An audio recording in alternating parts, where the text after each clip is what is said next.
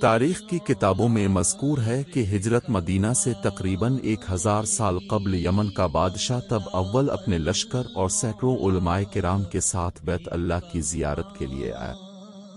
بیت اللہ کی زیارت کرنے اور غلاف پہنانے کے بعد وہ واپسی پر اپنے لشکر سمیت یثرب کی سرزمین سے گزرا۔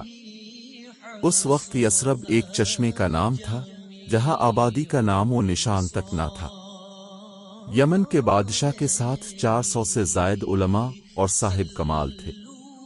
انہوں نے جب سرزمین یثرب کے محل وقوع کو دیکھا تو سابقہ الہامی کتابوں میں مذکور نشانیوں کی روشنی میں وہ اس نتیجے پر پہنچے کہ یہی وہ مقدس خطہ زمین ہے جو نبی اکرم کا مقام ہجرت بنے گا۔ ان کے علم و شوق نے انہیں آگے جانے سے روک دیا، چنانچہ انہوں نے متفقہ طور پر اس مقام مقدسہ پر رہنے کا ارادہ کر لیا اور بادشاہ کو اپنے فیصلے سے آگاہ کر دیا۔ جب بادشاہ نے علماء سے اس خطے میں ٹھہرنے کی وجہ دریافت کی تو انہوں نے بتایا کہ ہماری کتابوں میں موجود ہے کہ نبی آخر الزماں جن کا نام محمد ہے، یہ شہر ان کا دارالہجرت بنے گا، چنانچہ ہم اس نبی کے شوق ملاقات میں یہیں مقیم رہیں گے۔ جب یمن کے بادشاہ کے علم میں یہ بات آئی تو شوق دیدار میں اسے نہ اپنی سلطنت کا ہوش رہا اور نہ ہی کسی اور چیز کا۔ محبت رسول اس کے انگ میں سرایت کر گئی، چنانچہ اس نے بھی وہیں رہ کر انتظار کرنے کا فیصلہ کر لیا۔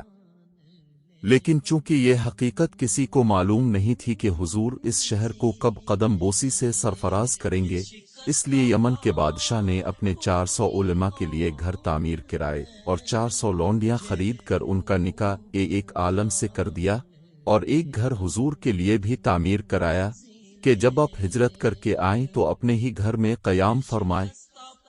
یہ گھر نسل در نسل منتقل ہوتا رہا، حتیٰ کہ حضرت ابو ایوب انصاری کی تحویل میں آیا اور ہجرت کے بعد آپ اس گھر میں قیام پذیر ہوئے۔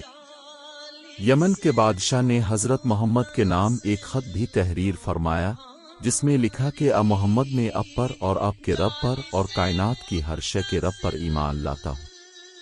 اگر میں نے آپ کا زمانہ پا لیا اور آپ کی زیارت سے فیض یاب ہوا تو یہ میری خوش بختی ہوگی، اور اگر مجھے آپ کا زمانہ نصیب نہ ہو سکا تو روز قیامت میری شفاعت فرمائیے گا، اور مجھے فراموش نہ کیجیے گا کہ میں پہلوں کی نسل سے ہوں، اور آپ کی آمد اور اللہ کے بھیجنے سے پہلے ہی آپ کی بیعت کرتا ہوں۔